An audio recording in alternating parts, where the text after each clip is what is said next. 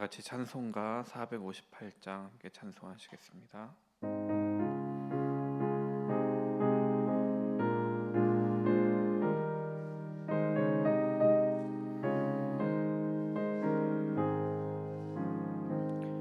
너희 마음에 슬픔이 가득할 때 주가 위로해 주시리라. 아침에 같이 빛나는 마음으로 너 십자가 지고 가라. 참 기쁜 마음으로 십자가 지고 가라. 내가 기쁘게 십자가 지고 가면 슬픈 마음이 위로받네. 때를 따라서 주시는 은혜로서 가란 심령의 힘을 얻고 주가 언약한 말씀에 기억하고 너 십자가 지고 가라. 참 기쁜 마음으로 십자가 지고 가라. 내가 기쁘게 십자가 지고 가면 슬픈 마음이 위로받네. 내가 맡은 일 성실히 행할 때에 주님 앞에서 상 받으리. 주가 베푸신 은혜를 감사하며 너 십자가 지고 가라. 참 기쁜 마음으로 십자가 지고 가라. 내가 기쁘게 십자가 지고 가면 슬픈 마음이 위로받네. 아멘. 주님 감사합니다. 우리가 오늘도 주님 앞에 예배하며 하루를 시작할 수 있도록 인도해 주셔서 감사드립니다. 주님의 은혜가 아니면 살 수 없는 존재입니다. 주님께서 주시는 은혜를 받았기에 주님의 일을 감당하며 살아가는 우리가 되게 하여 주시옵소서. 아직 주님의 은혜를 모르는 이웃들에게도 주님의 은혜를 전달하는 통로의 역할을 잘 감당하며 살게 하여 주시옵소서. 아버지께서 주신 오늘 하루가 주님께서 우리에게 맡겨주신 사명을 감당해 나아가는 하루가 되게 하여 주시옵소서. 이제 말씀을 보는데 주님께서 주시는 말씀이 우리에게 들려지게 하여 주시옵소서. 온전히 우리에게 깨달아지게 하여 주시옵소서. 예수 그리스도의 이름으로 기도드렸습니다. 아멘. 오늘 우리에게 허락하신 말씀은 시편 32편 1절부터 11절까지 말씀입니다.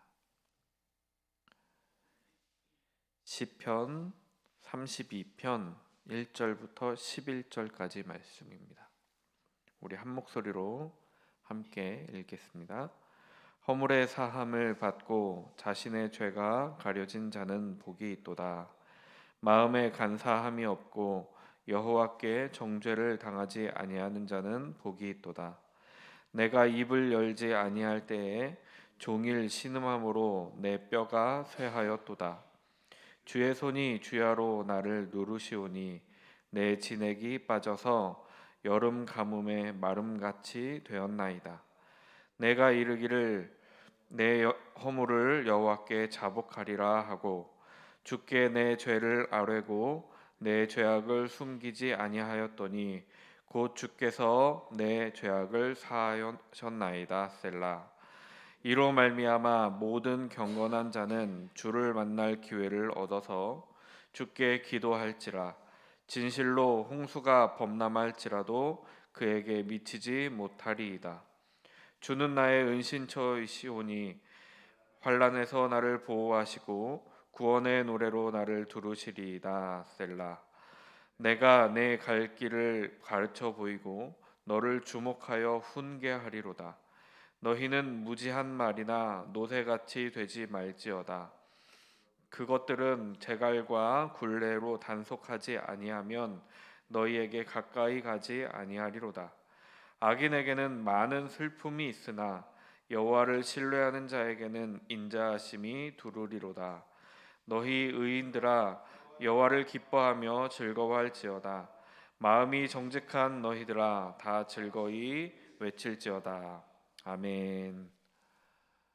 우리가 어제까지는 창세기를 계속해서 보았는데 이제 창세기를 마치고 오늘부터 며칠간은 시편을 함께 묵상하게 됩니다. 오늘 우리 앞에 놓여진 시편은 시편 32편인데요. 이 시편 32편을 어떤 시로 분류하느냐는 시편을 연구하는 학자들 중에서도 조금씩 의견이 좀 다릅니다. 전통적으로는 참회시로 분류가 되기도 하고 또 어떤 학자들은 감사시로 분류를 하기도 합니다. 또 어떤 사람들은 지혜시로 보아야 된다라고 주장하는 학자들도 있습니다. 오늘 말씀 1절과 2절 말씀을 보시면 히브리어 원문에는 복이 있도다라는 단어가 먼저 나옵니다. 1절과 2절에 모두 복이 있도다로 시작을 합니다. 복이 있음을 선포하면서 말씀을 시작하고 있는 겁니다. 복이 있도다에 해당하는 이 에쉐르라는 단어는 행복이 넘쳐서 내뱉는 감탄사입니다. 얼마나 행복한지 참 행복합니다. 이런 뜻을 가지고 있습니다. 들으신 분들 많을 텐데요. 히브리어에서는 중요한 단어가 먼저 나오게 되어 있습니다. 지금 시편 기자는 복이 있음을 선포하고 있습니다. 그러므로 말미암아 모든 사람이 복 있는 사람이 될 수 있는 가능성이 있음을 말씀하고 있습니다. 시편 기자는 어떤 사람에게 복이 있다 말씀하냐면 죄를 용서받는 사람에게 복이 있다라고 말씀하고 있습니다. 1절과 2절에서 시편 기자는 죄를 세 가지 단어로 이제 다르게 표현을 하고 있습니다. 허물, 죄, 정죄라는 단어를 사용하면서 죄를 다른 단어들로 표현을 하고 있습니다. 허물은 페샤라는 히브리어로 썼고요. 죄는 하타라는 히브리어로, 정죄는 아온이라는 단어로 사용을 하였습니다. 정죄라고 번역된 이 아온은 사악함, 악하다라는 뜻을 가지고 있는데요. 이 사악함으로 인해서 그 악으로 인해서 받는 징계를 뜻하기도 합니다. 그래서 지금 여기서는 정죄라고 표현을 했습니다. 그러니까 자신의 죄가 있음에도 하나님께 징계를 받지 않고 용서를 받은 사람이 복이 있다라는 선포입니다. 죄를 각각 다른 단어로 사용한 것은 각각 다른 죄를 말하는 것이 아니라 비슷한 단어들로 강조하면서 죄에 대해 용서받는 사람이 복이 있다라는 선포를 하고 있는 것입니다. 허물의 사함을 받았다라고 할 때 이 사하다라는 말은 나사라는 단어를 사용했습니다. 담임 목사님께서도 몇 번 설명하셨었는데 노아의 방주가 떠오를 때, 들어 올려질 때 사용되어지는 단어입니다. 노아가 죄가 전혀 없는 사람이었겠습니까? 그렇지 않았을 것입니다. 사람이 어떻게 그럴 수 있겠습니까? 물이 차오를 때 방주 바깥에 있었던 사람들은 징계를 받고 있는 것이고, 떠오르는 방주에 있는 노아는 그 허물을 사함을 받고 있는 것입니다. 죄가 가려졌다라고 할 때 이 가려지다라는 말은 카사라는 단어를 사용했는데요. 이 카사는 노아가 방주에서 내려서 술에 취했을 때 하체를 드러내고 잠이 들지 않습니까? 그때 셈과 야벳이 뒷걸음질 쳐서 자신의 아버지의 하체를 가렸다 할 때 쓰이는 단어입니다. 보이지 않게 가린 것입니다.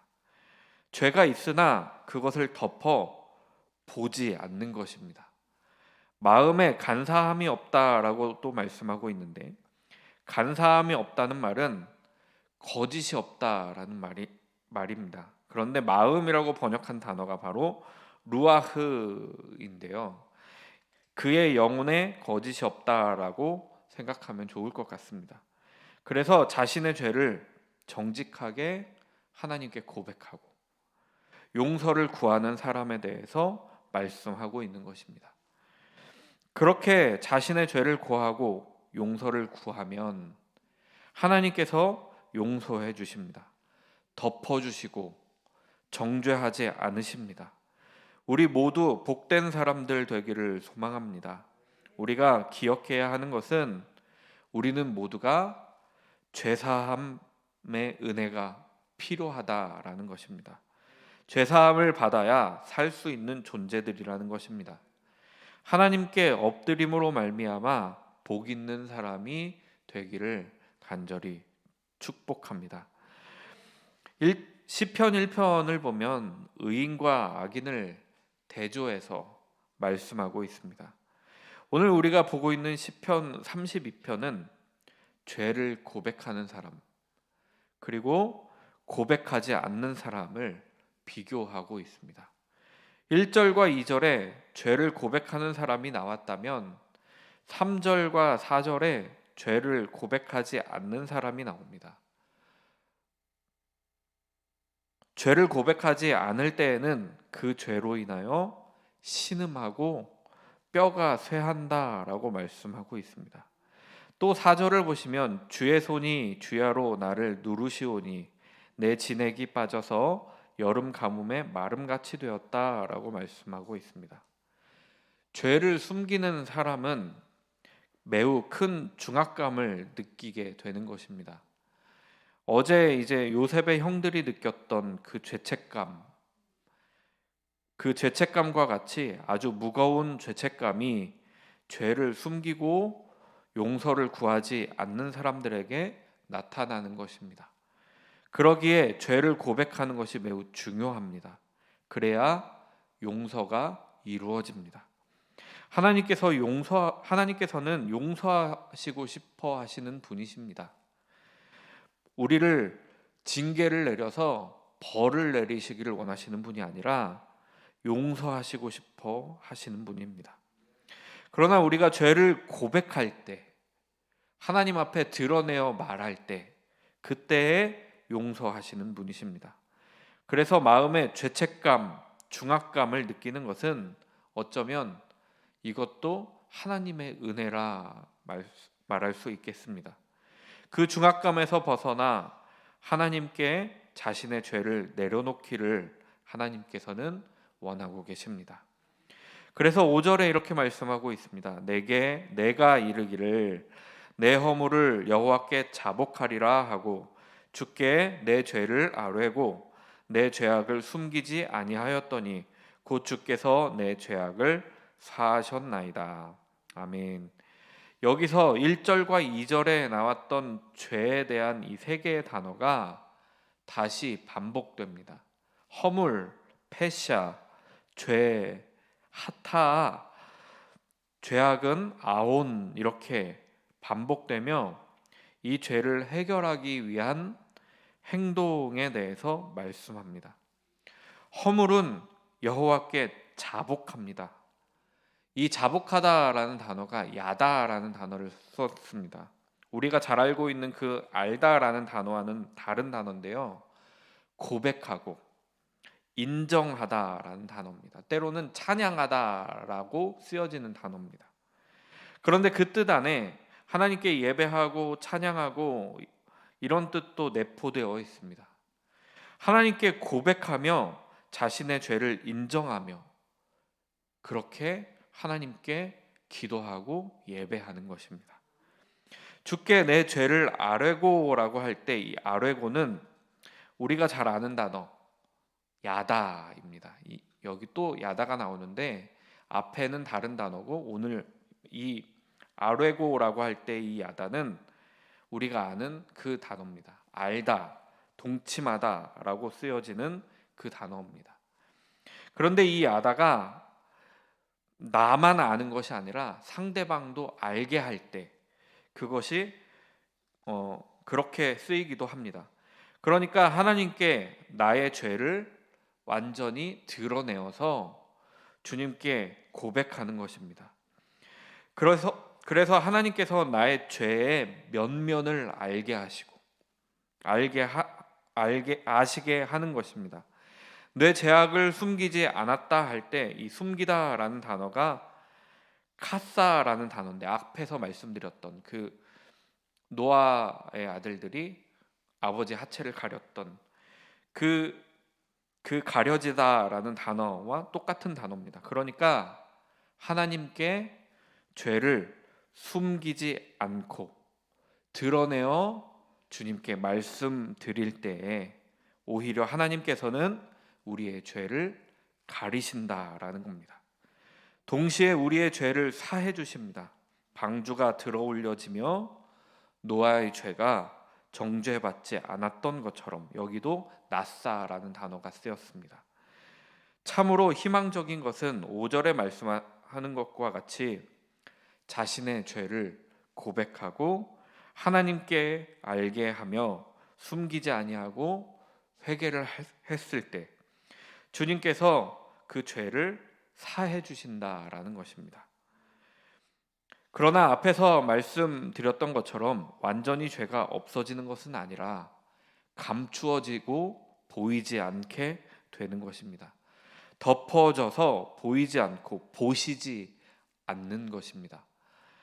6절과 7절은 6절과 7절에서 시인은 이제 기도의 자리, 회개의 자리로 초대하고 있습니다. 경건한 사람을 죄를 자복하는 자리로 초대합니다. 하나님께서 용서해 주실 것이고 그랬을 때 그곳이 복된 자리이고 그곳이 은혜의 자리이기 때문입니다. 죄로 인하여 멀어졌던 하나님과의 사이가 가까워집니다. 그러면 홍수가 범람하는 것도 아무것도 아니다라고 말씀하고 있습니다. 하나님과의 관계가 회복된 사람에게는 홍수의 범람이 영향을 주지 못한다라고 말씀합니다. 왜냐하면 7절에서 말씀하고 있는 것처럼 하나님께서 은신처가 되어주시고 하나님께서 환난에서 보호해 주시기 때문입니다. 구원의 노래가 우리의 입에서 나올 수 있도록 지켜주시기 때문입니다. 물이 범람하면 모든 것을 쓸어갑니다. 이번에 이제 그 오예은 자매님이 김극 9호 선교를 간 파키스탄은 비가 정말 많이 왔답니다. 노아의 홍수처럼 와서 성경에 있는 노아의 홍수가 이만큼 비가 왔을까 싶다라고 그렇게 사람들이 말합니다. 국토의 3분의 1이 잠겼고요. 1,700명이 세상을 떠났다고 합니다. 그 비로 인해서. 그리고 이재민이 수백만 명이 생겼다고 합니다. 수백 명도 깜짝 놀랄 만한 일인데 수백만 명이 이재민이 되어서 집이 없어지고 먹을 것을 잃어버리고 먹을 것이 없는 상태에서 이제 다시 겨울을 맞이하게 된 것입니다.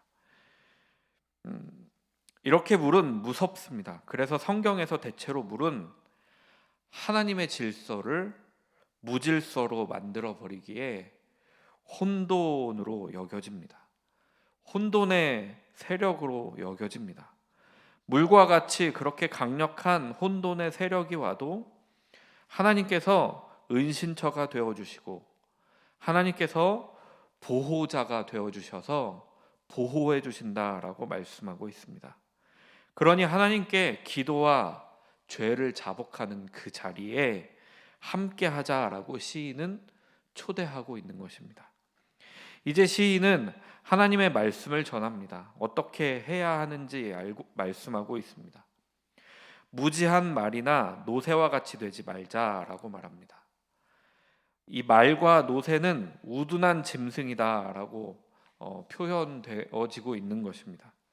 잠언에서 미련한 자들을 동물에 빗대어 말씀하는 경우가 참 많습니다. 재갈과 굴레로 단속하지 않으면 듣지 않는다라는 겁니다. 미련하고 고집이 센 말과 노새와 같이 되지 말라라고 말씀하고 있습니다. 그러면 어떻게 해야 하냐면 앞에서 나왔던 기도하고 회개하고 자신의 죄를 하나님께 아뢰며 고백하며 나아가야 한다라는 말씀을 하고 있는 것입니다. 계속해서 10절에 악인과 비교합니다. 악인은 많은 슬픔이 있습니다. 하나님께 고백하지 아니하는 악한 사람, 마음에 간사함이 있는 사람, 그 사람을 말씀하고 있는 것입니다. 그들에게는 슬픔이 있을 것이다 라고 시인은 예언합니다. 그러나 하나님께 고백하는 사람은 다르다라고 말합니다. 여호와께 고백하는 사람은 하나님을 신뢰하기 때문에 고백하고 하나님을 신뢰하기 때문에 자신의 죄를 모두 보여드리고 용서를 구하는 것입니다. 이렇게 신뢰하는 사람에게는 여호와의 인자하심이 함께합니다. 인자하심은 구약 성경에서 매우 중요한 단어를 썼는데 바로 헤세드라는 단어를 썼습니다. 자비, 은총이라고도 번역되어지는 인애라고도 번역되어지는 단어입니다. 하나님께서 주님께 고백하며 나아오는 자들에게 자비를 베푸시고 은총을 베푸시고 인애를 베푸십니다. 이제 11절에서 시인은 의인들아 하고 부르고 있습니다. 하나님께 자신의 죄를 고백함으로 말미암아 하나님께서 덮어주시고 죄로부터 들어올려 주셨기 때문입니다. 그들의 죄를 정죄하여 묻지 않으시기 때문입니다. 그러니 여호와를 기뻐할 수 있습니다. 악인은 슬픔이 있으나 여호와로 인하여 의인은 기쁨이 있고 즐거움이 있습니다. 하나님을 즐거워하고 하나님을 기뻐합니다. 제가 말씀을 준비하면서 이 시편 32편을 보면서 제가 판단할 수 있는 건 아니지만 이런 마음이 자꾸 들었습니다. 시를 참 잘 썼다. 저는 시를 정말 하나도 모릅니다. 그러나 같은 단어들을 계속해서 반복하며 음료를 맞추고 비슷한 단어들을 사용하며 강조도 합니다. 그리고 11절에서는 마음이 정직한 너희들아 라고 하면서 2절에서 마음이 간사함이 없어야 한다라고 말씀하고 있던 것을 보면 마음이 정직하여 하나님께 모든 것을 보여드리는 사람, 그 사람에 대해서 말씀하고 있습니다. 죄의 문제가 해결되면 이제 할 것이 바로 이것입니다. 다 즐거이 외치는 것입니다. 함께 하나님임을 예배하는 것입니다. 기뻐 노래하는 것입니다. 그래서 어떤 신학자는 이 시편 32편을 예배하는 자리에서 예배하는 자리에서 들려지는 시편이다라고 이야기하기도 합니다. 예배하는 자리, 찬양하는 자리에 기쁘게 나아가는 것입니다. 우리 모두가 그런 삶이 되기를 간절히 소망합니다. 하나님 앞에 죄를 고백하며 나의 부족함, 죄의 면면을 하나님께 낱낱이 고백할 때에 하나님께서는 우리의 죄를 가려주시고 의인이라 불러주십니다. 덮어주십니다. 진정으로 주님 찬양하는 그 자리에 우리가 서게 될 것입니다. 그 삶이 복된 삶이고 하나님께서 친히 은신처가 되어주실 것입니다. 그것을 믿고 살아가는 저와 여러분이 되기를 소망합니다. 하나님께 날마다 죄를 고백하며 복된 삶으로 나아가기를 소망합니다. 오늘은 기도합니다. 가정을 위해서 기도합니다. 각 가정을 위해서, 또 각 가정에 있는 자녀들을 위해서 기도 부탁드립니다. 또 선교사님들과 그 가정 그리고 자녀들을 위해서, 또 수능 시험을 치르고 이제 그 결과를 기다리고 있는 고3 학생들을 위해서 함께 기도 부탁드립니다. 하나님 감사합니다. 우리가 주님께 우리의 모든 죄를 낱낱이 고백하는 마음이 정직한 사람들이 되게 하여 주시옵소서. 그래서 복 있는 사람이다 라고 주님께서 말씀하여 주시는 그 사람들이, 그 성도가 되게 하여 주시옵소서. 인간이기에 참 많은 죄가 우리에게 있습니다. 부끄럽지만 주님께 모두 고백하는 우리가 되게 하여 주시옵소서. 그래서 복된 삶으로, 진짜 예배하는 삶으로, 찬양하는 삶으로, 하나님을 기뻐하며 즐거워하는 삶으로 나아가게 하여 주시옵소서. 오늘 하루도 주님께서 붙잡아 주시고 우리의 피난처가 되실 줄 믿으며 예수 그리스도의 이름으로 간절히 기도드렸습니다. 아멘.